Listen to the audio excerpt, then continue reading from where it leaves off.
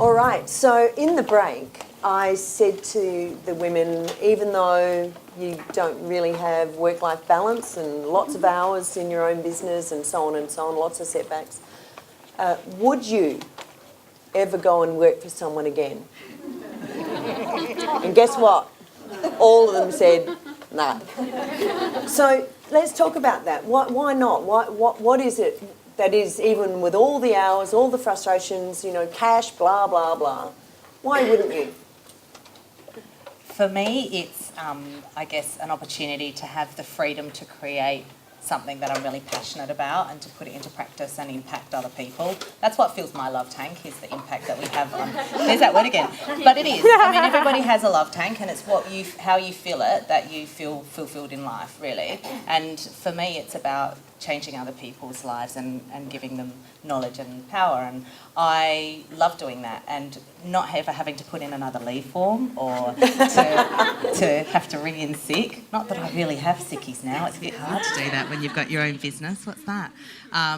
It's just having that opportunity to be in control and to create something amazing. I'm the same. I mean, it's obviously predominantly about the flexibility, even though there's, that's kind of funny to say that because you're so committed to the business, it's hard to step out of it. We were just talking about, Belinda went on a holiday. I said, do you have any time off? She's like, no, not really.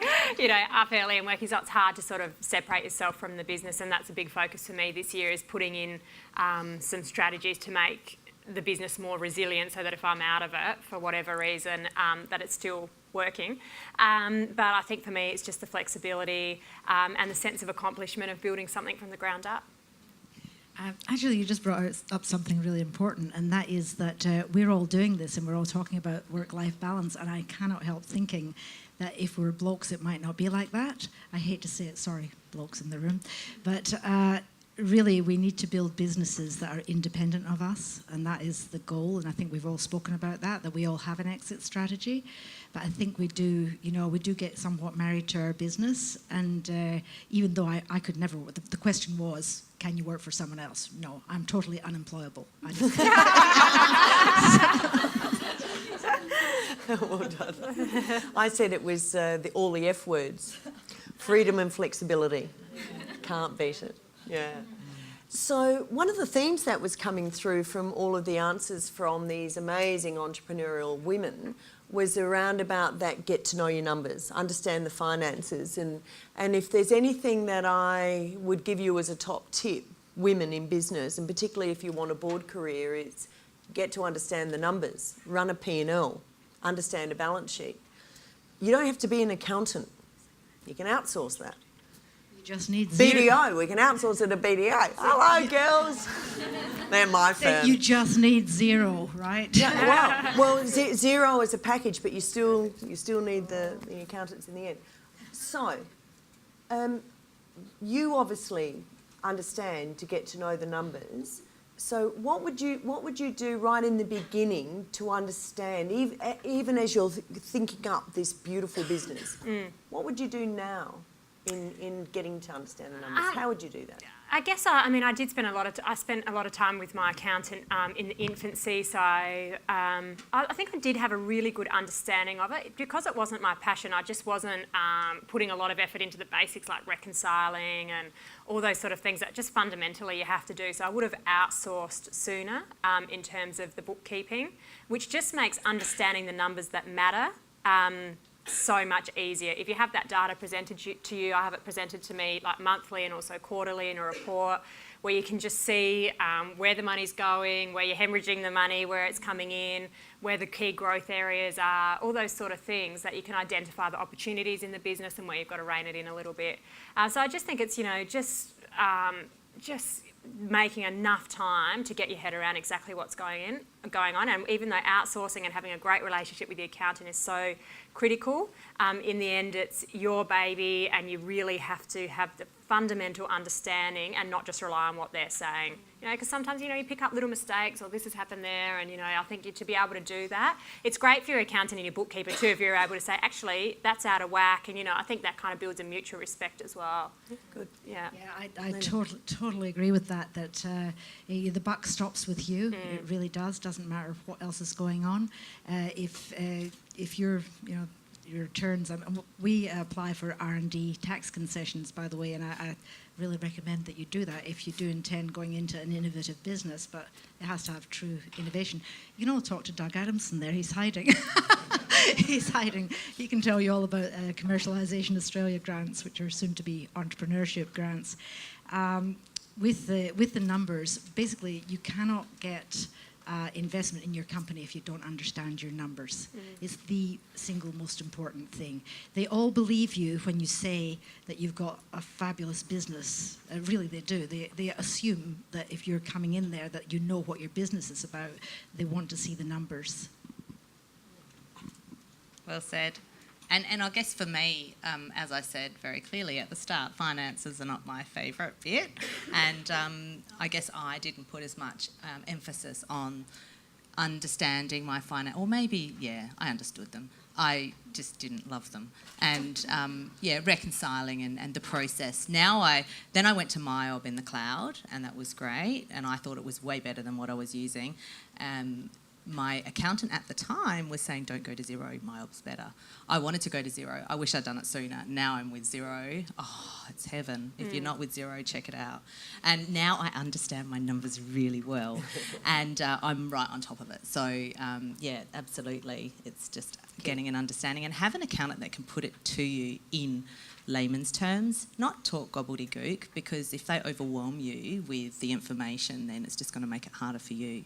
So since I found my accountant, my whole perspective on finances has really changed for me and my business, and I'm a lot more confident in, you know, where we're going and how we're projecting that out. Well done. So let's open up to the audience. Thanks, Donnie. Since you brought up numbers, can you tell us about getting external investment in your business? Yeah, so for me, I got 3 investors on board back in December 2012 as a result of the ANZ Innovise Start program. If you're not familiar with it, it's a 12-week tech accelerator program run here in Adelaide where they take in 10 companies in the startup phase, and you spend 12 weeks with mentors and just going through every element of your business. At the end, you pitch to investors at the Adelaide Town Hall, and I got 3 investors who were all angel investors, and they invested $250,000 in my company. So I kind of looked at it. I need to go national. I had an idea what I wanted to do. Innovise came at the right time, but do I go to the bank and mortgage my house again? Because I remortgaged before I went national to get a line of credit to do that. And I said, well, I'd rather have less of a bigger pie and have these investors buy in so that I can grow than pay the bank month after month interest, which really was dead money in my opinion.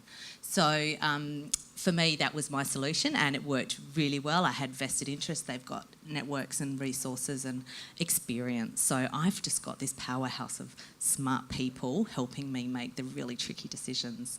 And right now I'm in a really, really exciting phase of my business, and I'm so thankful that I've got those investors on board who not only put money in to help us grow and grow much faster, but they've also invested in our future, so you know that they're along to help you grow and be successful. Well done. That's exciting. I haven't taken investment, but I think the point that you make is just so critical, and it's just what you read so much about. I mean, obviously the money's important, but it's the brains that comes with it and the connections. I hate networking, I've got to say. I'm just a terrible networker. I'm quite reclusive half the time, or more than half the time. And I think, for me, that's not a strong point. But then someone who kind of brings that to the table, they've put their hand in their pocket, so they have an investment in the business, they have a genuine interest in it, and they're also happy to introduce you to all those networks. I think if you're going for funding, that's where the relationship has to be right. And I'll add, I was pretty picky over who I brought on board. I did decline a couple, and that's not snobby, that's just me being careful about who I get into bed with. Because at the end, well, You're not not literally. happy about that. But this is a long-term relationship, and you're in it for good and bad. And if I don't nail my figures, and I got to face these people and say, I'm sorry, but this has happened, or something curly happens in the business, you want someone you can relate to, and that's going to, put their arm around you and go, it's okay, we'll get through it. Not rake you over the coals or make you feel like you're the naughty. One of them, felt like I was at the bloody principal's office. Yeah. Seriously, You I felt did. like you And were I just working thought, for hang on someone. a minute. Yeah, absolutely. Yeah. So it's about getting that right relationship from the start and getting them on board for the right reasons too. Very good.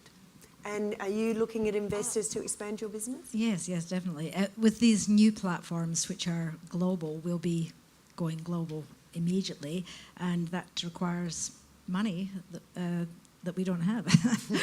So, yes, I've been really lucky in some of the networks that I have, and I've got really good networks in China. And we're raising $5 million at the moment, which I'm told is a drop in the bucket, but So this is taking our business to a whole different level, and it's getting pretty serious. Yeah, it's good. Yeah. Good. And remember the story about the good relationship. So any other questions at the back?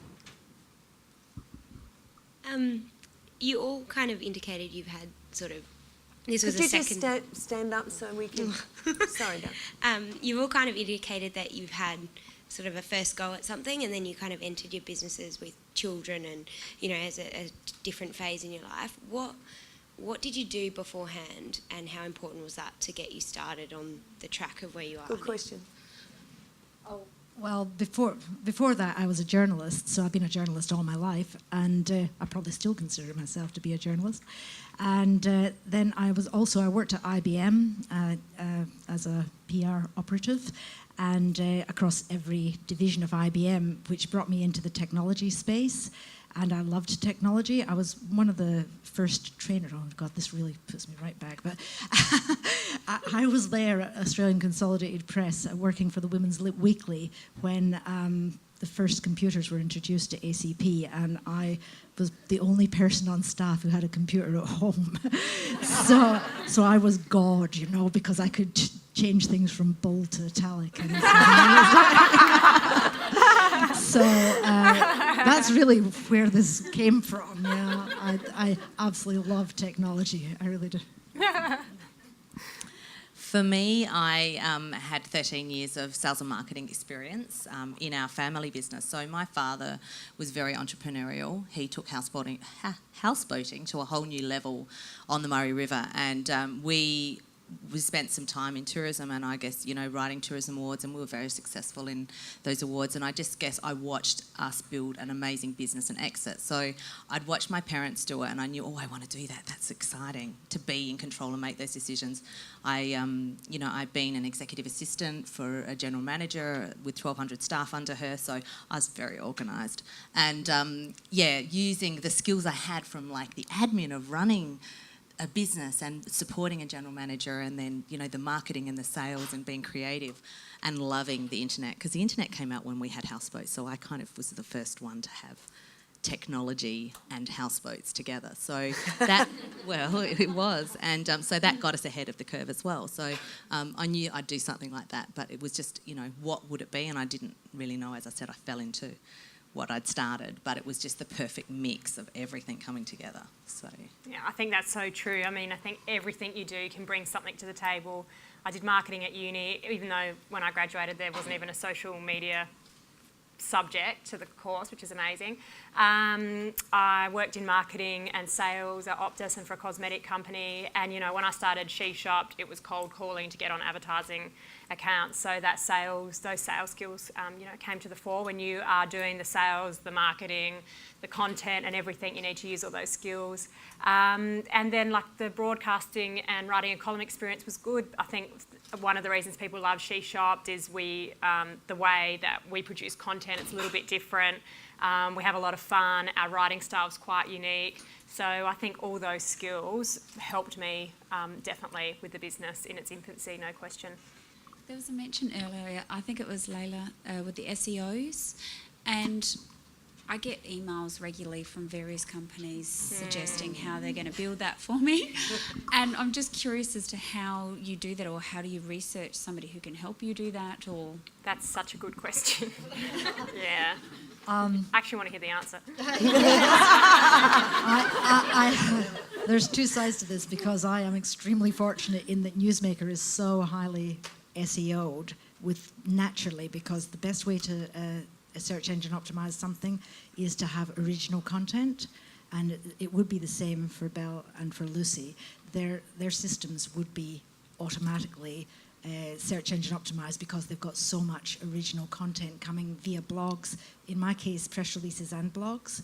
And for every press release that comes up in NewsMaker, it's instantly through Google News. Within about 3 minutes, Google will have indexed that. It'll be in Google. And then people who get Google alerts, I don't know if you know how the system works, they will see something, say a competitor's press release, and they'll immediately click on it, come through to our system and say, what's this? Then they'll join. And that's how we get so many members joining. So we have about a minimum of 100 new members a week, so it just continues to go, probably a little bit faster than it used to. So that's one side of SEO. The other side is that I just got a call one day from a guy in Sydney who said, your SEO's shit, I'll do it for you, and I don't want any money, I just really love your service, I use it all the time. And so he did, and he still does. And so he uses, I obviously contra that against him sending out press releases. I'm just being really frank with you. He's brilliant, and when I had to, when you redevelop things and you're moving systems, your SEO drops and Google doesn't like it. Also, Google has changed its algorithm frequently and all of those things, so it's been a bit of a roller coaster, but we're back on top. So I don't know if that answered your question, but what I'm trying to say is you're better to have someone you know or someone who's referred to you. Don't even think about going with one of those emails that comes The to you. spam ones. It just won't, it won't be good. I've always gone on recommendations for SEO because I think there's a lot of sharks out there when it comes to SEO, and they'll charge you a lot of money and promise you the world, and I don't even think that anyone can promise position 1 on Google, despite the email claims and the subject lines. But yeah, I'd definitely go recommendation because, proof's in the pudding. Agreed, referral. And second of all, if you're doing SEO on a budget, don't you think like writing a lot of blog content, having a really good blog? That is number one. Original content is all that really matters. It's a lot of work, but original high quality content. And I know from looking, I know from looking at your two services that you have a lot of original high quality content. What I've got a little bit over you is press releases, Yeah. It's Is press what? releases. It's press releases. And so it's news, and it's Google loves news, Google loves recency, and they love quality. The other, I think that the longevity of the service too, so, obviously if you've been around for a long time, you're more highly regarded. But it is a lot of work though, isn't it? To keep that going. Juicely, you were saying how it connects your PR clients with journalists. Does it also connect them with bloggers? Yes, it does. Yeah, we have. It's an interesting service because in reality, Juicely gives you all the juice on anyone, but we're starting with a tight niche market because we already know the journalists, and that gives us a huge leg up.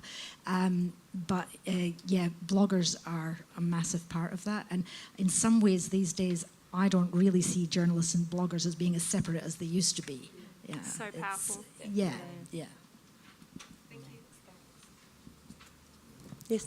I just wanted to know, you've all spoken about getting to the point where you're going to sell your businesses and then go on a board, or as the chair. Was that something that you set out when you began your business, going, you know what, I'm going to build up this business and I'm going to sell it? Or is it something that along the way you've gone, this is where I see my business going now? I certainly didn't set out with that idea. I guess it was something that as I grew my business and looked at, understood the landscape and what the opportunities were for me to grow my business and to exit. I don't want to do this forever.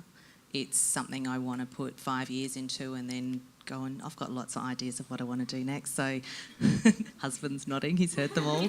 And to go and do something else. So not from the onset, but certainly eye on the prize now and, shifting as the landscape changes, but, steering towards that. Lucy, you had an exit strategy. From very early on, yeah, definitely from the I guess we're still so much in our infancy, only 2 years old, but the exit strategy was very clear from the beginning. I think like one of my early meetings with my accountant, I just put that out there. My accountant really struggled with me in the early days because I just always walk in with my arms swinging. He's like, I do not have one client that walks in like that. Like he said, everyone's got folders and like all this stuff, and it's just like, it's all up here and you've got it all down there on that paper. So, but I always talk about exit strategy with him.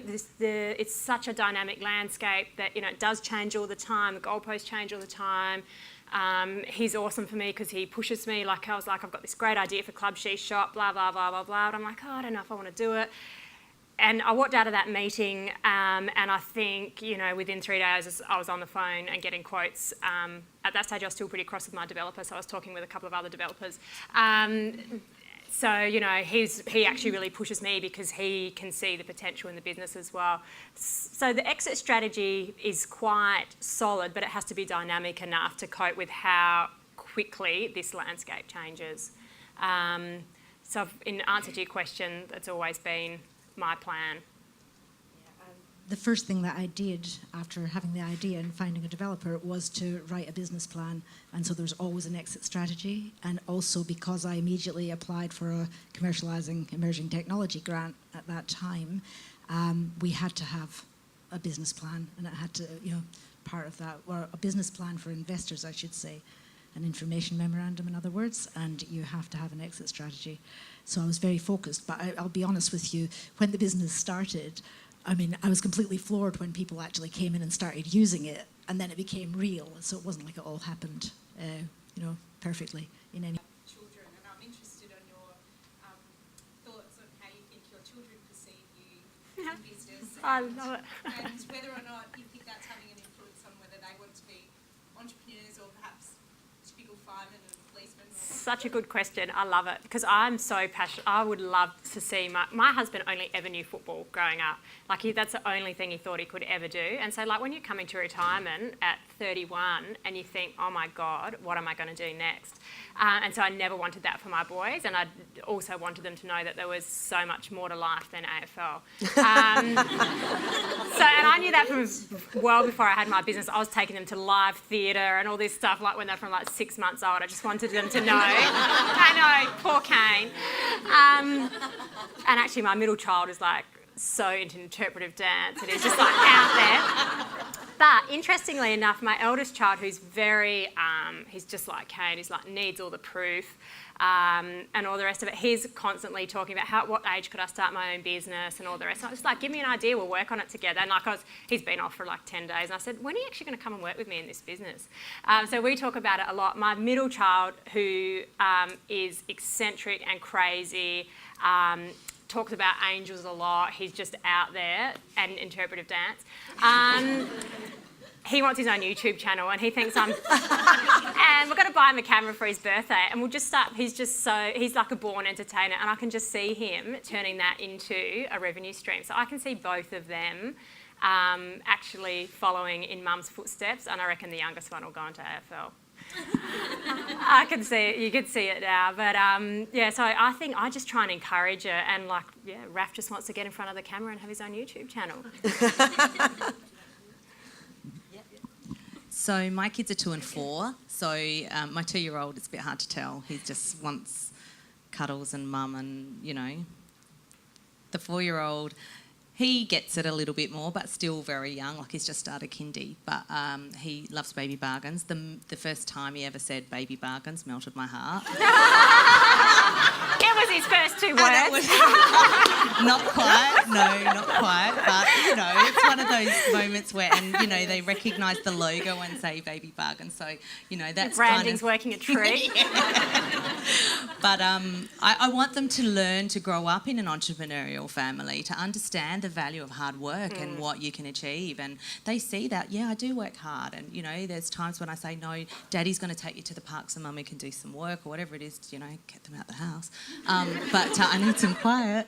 But, you know, at the end of the day, they want, you know, I want them to recognise the value of that, what that brings, so that, you know, they can have aspirations to want to do and become something with their own lives as well. It's so funny how they get that terminology down pat. I always get out early and work, and Sonny's like, after you've done, so Sonny's 4, and he's probably been saying this since he's 3, after you've done that post, will you get me breakfast? I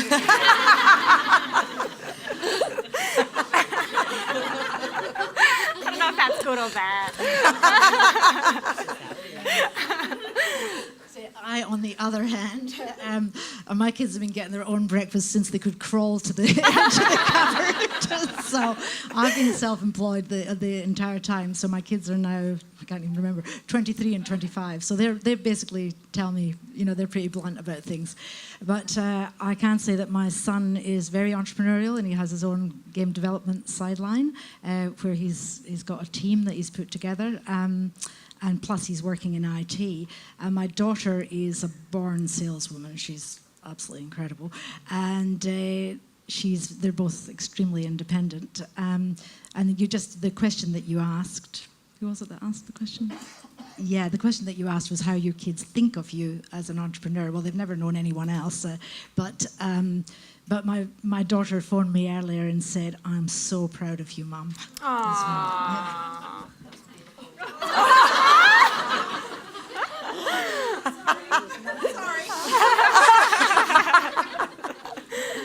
That's gorgeous. Another question. Yes, Sarah.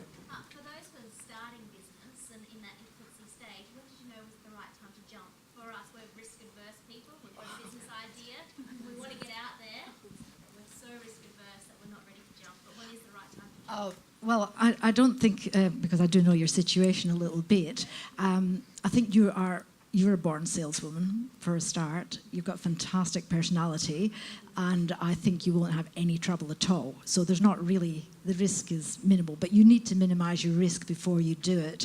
And I think you should start putting your toe in the water and try to get some early adopters. Yeah, and then jump. I wouldn't say that you leave a perfectly good job on a high salary right away just because. I think you should prove your market first, in other words. I certainly think you need to get some good traction in the market, get some revenues, scale down to part-time if you can, and start looking at different ways of being able... I tried to go part-time in my job and they said no. So I fell pregnant with my second child and had maternity leave instead. Well, I gave them the option, and kind of like an entrepreneurial grant. I tried, but I wasn't going to be stopped. I needed to keep moving with my business, so I just took 12 months off and went national. So and then I quit while I was on maternity leave. Oops.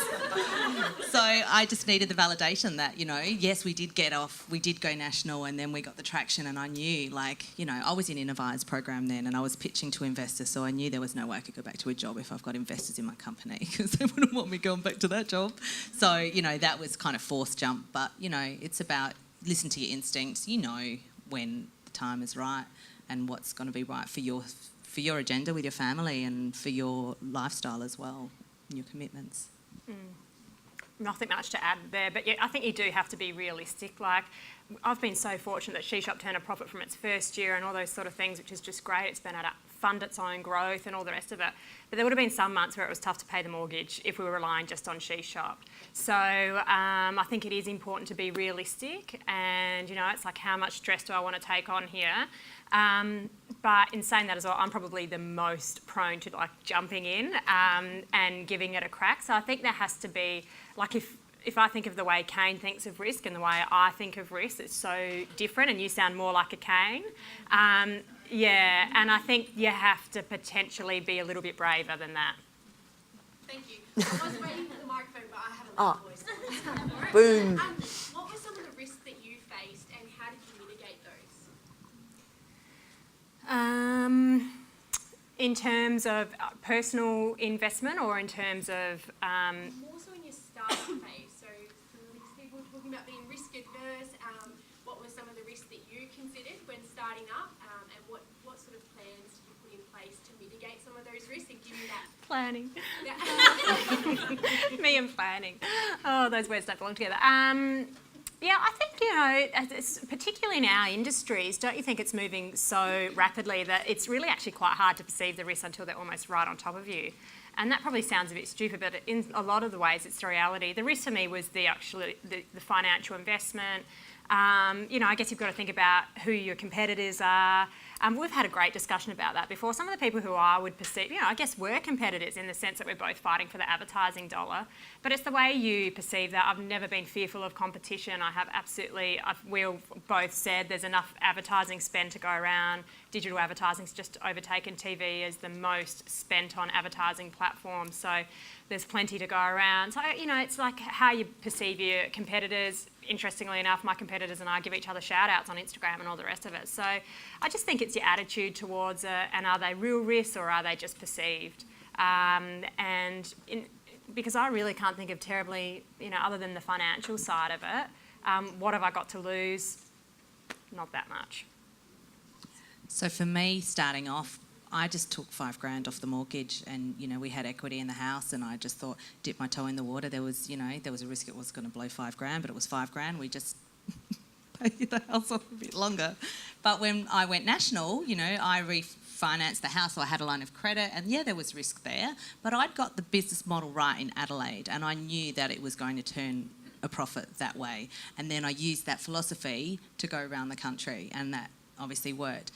End of the day, again, was really careful about my spend as I went national, and really quite frugal about the way I did it.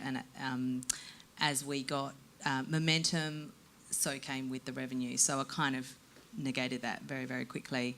I guess, I always think of the worst case scenario and have a plan B for that. And at the end of the day, just roll with it. Can't be too bad. Exactly. I think that I think there's there are lots of risks, and if you can't handle stress, I suggest that you don't go there. I mean, I heavily mortgaged my house when it was almost paid off, and when I say but I did it in a way that I could manage up to a point where I felt okay, that's the limit, and that's worked really well for me. I think that, in fact, the beginning of the business wasn't so risky for me because I was consulting anyway, and I was out there consulting and selling the system to people I was consulting to. So I had automatic customers coming in all the time. So as I said, I kind of initially developed the system so that I could do, my business would be more efficient. Then I sold it to other PR agencies and so on. And I was surprised, as I said, that the revenue started to roll reasonably quickly within that first year. I think the real risk comes when you start employing other people and they start depending on you. And then if they don't perform on top of that, because there's nobody's going to work as hard as you are in your business. So that, and mitigating that risk was what I mentioned earlier about really the hiring slowly thing. Can't stress that often enough. Yeah. And just to reiterate what we've already talked about, know your numbers. Know your numbers. The only way to mitigate that is get some help. Yep. We've had to say no only to a handful of clients that have dropped in, and I'd say Belinda's the same. There's really a solution we can find for everyone. Some people will be seen less frequently on our site than others, like on a smaller package where we're actually quoting every job that comes in now individually. We used to just sell packages through a media kit, but we're actually now really tailoring every single job, which is just working unbelievably well in terms of what we're converting on there. We're sort of heading in a direction where we're working with bigger brands. We've just filmed an ad for Manicare, and we work with a media buyer out of Sydney, so that helps us. They're obviously really reputable. Our smaller brands that we represent will always be relevant to us, and we will always choose to work with them, but we will become more selective. And I'm sort of not afraid as well. So we might have a client that drops in with really poor images, like Belinda said, and we say, we're happy to work with you, but we're not happy to work with those images. You have to get them sorted. And, that helps them as well. Like, I'm passionate about helping small businesses grow, and I know how important good images are, so I'm really upfront with telling them that. I said we had that issue with a client today, and I stand behind my product, and I'm kind of not fearful of losing them. I could have really fought hard for that client, but I'm not interested because I actually need a level of buy-in from the client as well. We rely on them to provide us the content that we then communicate in our own way. So in answer to your question, yes, we do moderate who we represent, but we have to do it in a very minimal way. We say no to very few.